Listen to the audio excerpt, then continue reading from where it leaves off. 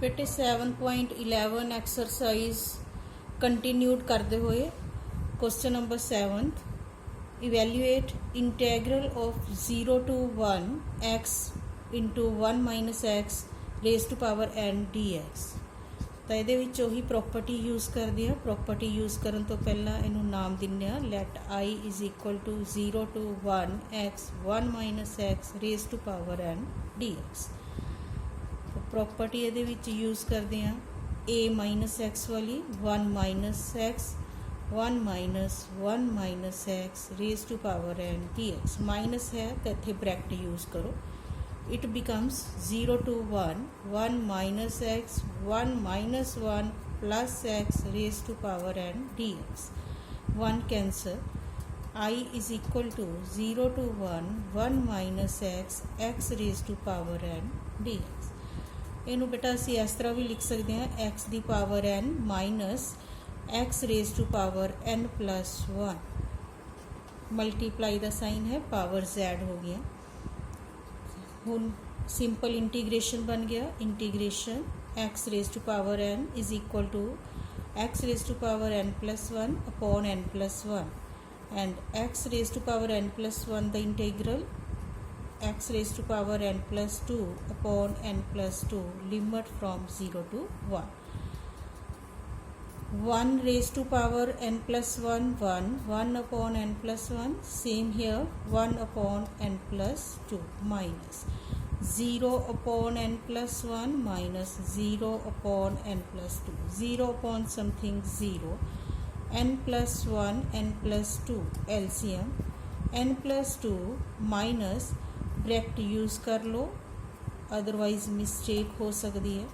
Open the bracket n plus 2 minus n minus 1 upon n plus 1 n plus 2 n cancel 2 minus 1 is equal to 1 upon n plus 1 n plus 2 that is our required answer.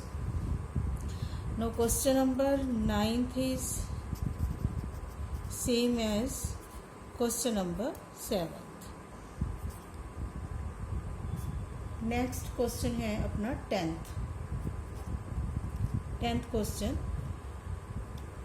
Evaluate 0 to pi by 2 log sin x minus log sin 2x dx। let us start।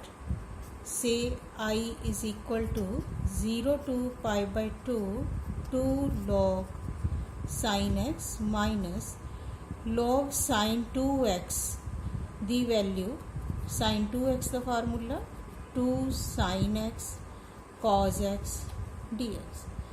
log x के फार्मूले product formula use करते हैं 2 log sin x minus log 2 plus log sin x plus log of cos x into dx। Minus नाल bracket open करो। It becomes I is equal to 0 to pi by 2 log sin x minus log 2 minus log sin x minus log cos x dx। log sin x and 2 log sin x इनू थोड़ा solve कर लें। It becomes log of sin x minus log of 2 minus log of cos x dx। Separate करो integration नो log sin x dx minus integral from 0 to pi by 2 log 2 dx minus integral from 0 to pi by 2 log of cos x dx। तो sin x and cos x ये एक complementary angles हैं। जो असी angle नू change करांगे पाई by 2 minus x पूरा कौन है बेटा तो एक दे उपर असी प्रॉपर्टी यूज़ करांगे एक नू असी उवें रखांगे sin pi by 2 minus x dx। First one ते प्रॉपर्टी यूज़ कर ली log 2 ਨੂੰ ਅਸੀਂ ਬਾਹਰ ਲਿਖ ਲੈਂਦੇ ਹਾਂ integral from 0 to pi by 2 1 into dx और इनू भी एज इट इज़ ही लिख लें integral from 0 to π/2 log of cos x dx. It becomes 90 minus theta sine convert हो गया cos which integral from 0 to π/2 log cos x dx minus log 2 integral of 1x from 0 to π/2 minus 0 to π/2 log of cos x dx. Cancel. I is equal to minus log 2 π/2 minus 0. It becomes minus π/2 log 2. That is our required answer. Now question number 11th. Evaluate integral from minus π/2 to π/2 sin square x dx. बेटा ਇਹਦੇ ਵਿੱਚ property use करते हैं. Property use करन तो पहला इनू नाम दे दिंदे आ let I is equal to integral from minus π/2 to π/2 sin square x dx. Here fx is equal to sin square x ਜਾਂ ਇਹਨੂੰ ਇਸ ਤਰ੍ਹਾਂ ਵੀ ਲਿਖ ਸਕਦੇ ਹੋ sin x whole power 2. अगर ਇਹਨੂੰ ਆਪਾਂ ਹੁਣ ਸੋਲਵ ਕਰਾਂਗੇ ਚੇਂਜ ਕਰੀਏ f minus x ਵਿੱਚ it becomes sin of minus x whole power 2. sin minus theta is equal to minus sin theta, so minus sin x whole square. The f minus x is equal to minus into minus plus sin square x is equal to fx. even function. Even function ਹੈ ਤਾਂ ਬੇਟਾ ਇਹਦੇ ਵਿੱਚ ਅਸੀਂ property use ਕਰਨ ਲੱਗੇ ਹਾਂ I is equal to 2 times 0 to π/2 sin square x dx. ਤਾਂ ਬਿਲਕੁਲ ਇਹ ਫਸਟ ਕੁਐਸਚਨ ਦੀ ਤਰ੍ਹਾਂ ਹੀ ਬਣ ਗਿਆ. Again use property I is equal to 2 0 to π/2 sin π/2 minus x whole square dx. Sin 90 minus x is equal to cos x. It becomes I is equal to 2 0 to π/2 cos square x dx. ਇਹਨੂੰ ਅਸੀਂ numbering ਕਰ ਦਿੰਦੇ ਹਾਂ first ਤੇ ਇਹਨੂੰ ਅਸੀਂ ਕਹਿ ਦਿੰਦੇ ਹਾਂ ਸੈਕਿੰਡ. ਅਗਰ ਇਹਨੂੰ ਅਸੀਂ ਐਡ ਕਰੀਏ ਦੋਨਾਂ ਨੂੰ ਤਾਂ ਦੋਨਾਂ ਨੂੰ ਐਡ ਕਰਕੇ I plus I 2 times 0 to π/2 sin square x dx plus 2 times 0 to π/2 cos square x dx. It becomes 2I is equal to 2 common 0 to π/2 limit same ਹੈ ਤਾਂ ਇਹਨਾਂ ਨੂੰ ਇੱਕ ਇੰਟੀਗਰਲ ਦੇ ਵਿੱਚ ਲਿਖ ਲੈਂਦੇ ਹਾਂ sin square x plus cos square x dx. on adding 1 and 2 ਦੋਨਾਂ ਨੂੰ ਐਡ ਕਰ ਲਿਆ. ਐਡ ਕਰਕੇ ਆਪਣੇ ਕੋਲੇ ਕੀ ਆ ਗਿਆ ਫਾਰਮੂਲਾ ਬਣ ਗਿਆ ਇਹ sin square theta plus cos square theta is equal to 1 integral x 0 to π/2 2 cancel I is equal to π/2 minus 0. So I is equal to π/2. That is our required answer. बेटे next question है अपना question number 12th. Evaluate 0 to pi x dx upon 1 plus sin x. Solution. Let I is equal to 0 to pi x dx upon 1 plus sin x. Again use property I is equal to 0 to pi numbering कर दो 1 pi minus x upon 1 plus sin pi minus x dx. Second step add 1 and 2, we get I plus I 2I 0 to pi x dx upon 1 plus sin x plus 0 to pi minus x upon 1 plus second quadrant sign positive, so we can write it sin x. Sign change नहीं होना second quadrant which it becomes sin x. 2i is equal to limit से 0 to pi x upon 1 plus sin x plus pi minus x upon 1 plus sin x dx.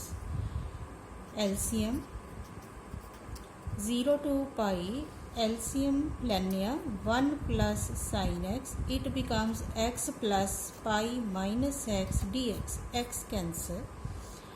I is equal to pi ਨੂੰ front पे लिख ਲੈਂਦੇ ਆ और 2 multiply है इधर आके डिवाइड हो गया 0 to pi 1 upon 1 plus sin x dx.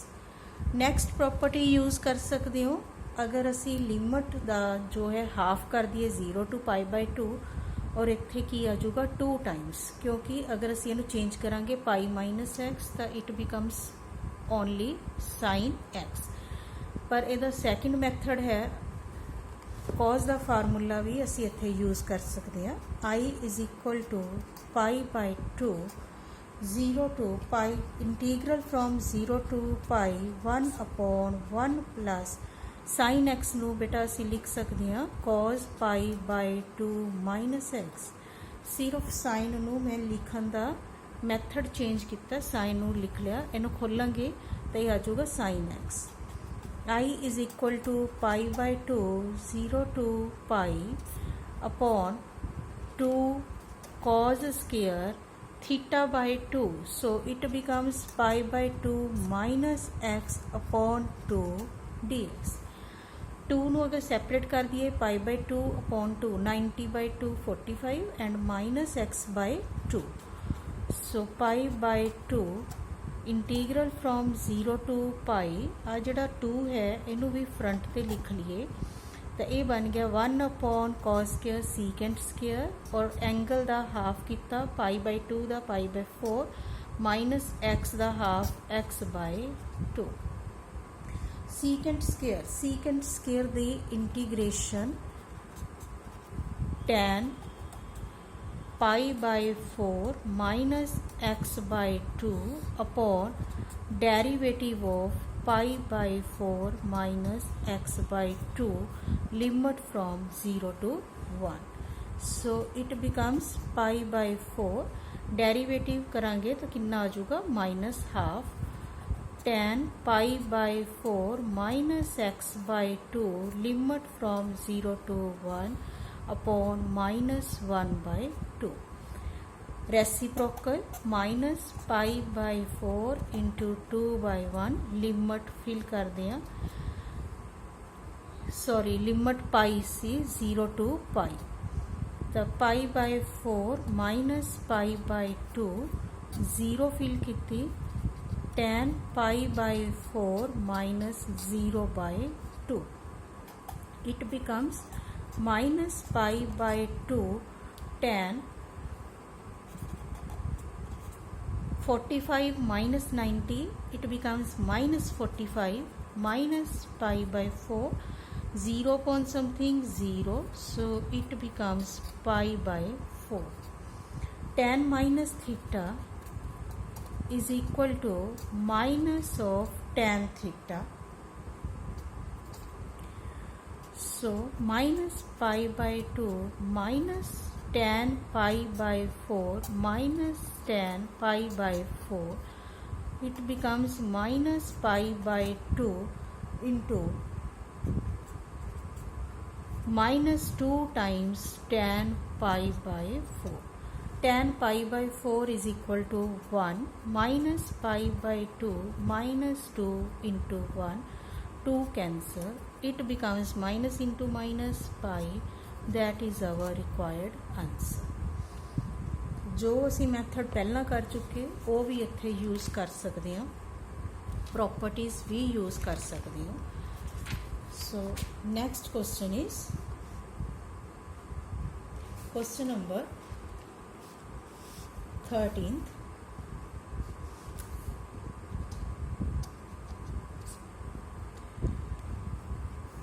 Integral from minus pi by 2 to pi by 2 sine raise to power 7x dx। F x is equal to F x की वैल्यू है sine raise to power 7x। इनू बेटा इस तरह भी लिख सकते हो sine x raise to power 7। F of minus x is equal to sine of minus x raise to power 7।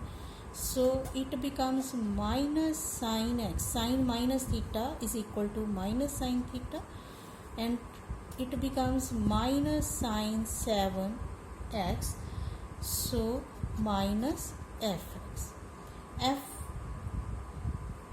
f minus x is equal to minus of fx। it is an odd function, so minus pi by 2 to pi by 2 sine raised to power 7x dx it becomes equal to 0। Property इत्थे use की minus a to a fx dx is equal to 0 if f of minus x is equal to minus of fx odd function होगा। ਇਹਦੇ ਨਾਲ ਦਾ ਹੀ question है बेटा question number 20th। ਇਹਦੇ ਨਾਲ ਦਾ question है पर उस तो पहला ਆਪਾਂ क्वेश्चन नंबर 14th करते हैं। Evaluate integral from 0 to 2 pi cos raised to power 5x dx। ਇਹਨੂੰ सॉल्यूशन ਲਈ एफ एक्स देखो एफ एक्स है cos raise to power 5x। अगर इनू आप सॉल्व करांगे F raise to power minus x is equal to cos minus x whole power 5।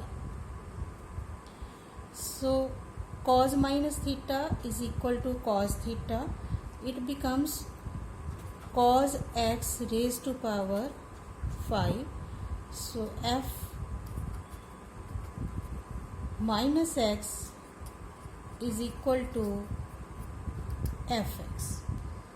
fx they equal आ गया है, so it becomes an even function। even function होवे तो ये वाली जो लिमिट है ਉਹਦਾ ਅਸੀਂ हाफ कर सकते हैं इंटीग्रल ਦਾ डबल करन तो बाद 2 times 0 to pi cos 5x dx। ਹੁਣ देखो बेटे ਇਹਨੂੰ ਅਸੀਂ ਕੀ ਲਿਖ ਸਕਦੇ ਹਾਂ again fx is equal to cos raised to power 5x और cos x raised to power 5। तो प्रॉपर्टी अगर आप दोबारा यूज़ कर लिए ਇਹਦੇ ਵਿੱਚ F x cos x raise to power 5 है f minus x cos raise to power minus x raise to power 5। तो ये की हो गया again cos minus theta is equal to cos theta, it becomes cos x raise to power 5। So it is equal to cos 5x fx। तो तुसी एक बार इनू फिर चेंज कर सकते हो प्रॉपर्टी लगा के 0 to पाई बाई 2 2 टाइम्स। ये प्रॉपर्टी अपनी चेंज होगी 2 into 2 0 to pi by 2 cos raise to power 5 dx। कि फंक्शन इत्थे केड़ा फंक्शन बन गया सी अगेन ईवन फंक्शन होवे तो 2 टाइम्स लगा के इनू चेंज कर सकते हैं। हुण अपना पुराना method 0 to pi by 2 cos square x whole square into cos x dx. It becomes 0 to pi by 2 1 minus sin square x whole square cos x dx. Put sin x is equal to t. sin x ਨੂੰ t put किया, derivative करांगे cos x dx is equal to dt.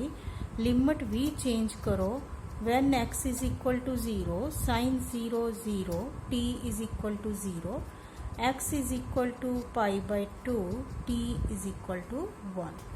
So limit converts 0 to 1, 1 minus t square whole square cos x dx dt. 4 integral from 0 to 1 open the bracket 1 plus t raised to power 4 minus 2 t square dt. Open the integral, solve the integral. T plus t raised to power 5 upon 5 minus 2 times t cube by 3 0 to 1. Fill करो 1 plus 1 raised to power 5 1 upon 5 1 raised to power 3 2 upon 3 minus 0 0 0. 4 LCM 15 15 plus 3 minus 10 18 minus 10 8 by 50. It becomes 32 by 15. That is our required answer. Now question number 15. Evaluate 0 to pi by 2 sin of sin x minus cos x upon 1 plus sin x cos x. Solution. Let ਇਹਨੂੰ ਨਾਮ ਦੇ ਦਿੰਨੇ ਆ. Let I is equal to 0 to pi by 2 sin x minus cos x upon 1 plus sin x cos x dx. Property use करो. 0 to 1 sin pi by 2 minus x minus cos pi by 2 minus x upon 1 plus sin pi by 2 minus x cos pi by 2 minus x dx. 90 minus theta is equal to sine किहदे च convert हो जाता है cos which. Integral from 0 to 1 it becomes cos x minus sine x upon 1 plus sine pi minus 2 pi by 2 minus x is equal to cos x and cos converts into sine x. Numbering 1 and 2. Next step, on adding 1 and 2 we get, on adding 1 and 2 2i integral from 0 to pi by 2 1 जो equation सी अपनी statement ही सी, that is equal to sine x minus cos x upon 1 plus sine x cos x dx plus second जो असी property use की तो यह कन्वर्ट हो गया कि साइन कन्वर्ट हो गया cos x, cos कन्वर्ट हो गया sin x upon 1 plus cos x sin x dx. Limit same है तो लिमिट सेम होने करके इनू असी एक इंटीग्रल च लिख लैंने आ। Integral from 0 to pi by 2 LCM लवांगे। एलसीएम दोनों का सेम ही है तो एलसीएम ले लो 1 plus sine x cos x, ऊपर वाली टर्म आ गई sine x minus cos x plus cos x minus sine x D x. Sine x cancel, cos x भी कैंसल, सारी टर्म कैंसल हो गई तो एक ही हो गया zero. Zero the integral zero, so I is equal to zero. That is our required answer. Take question number 20th question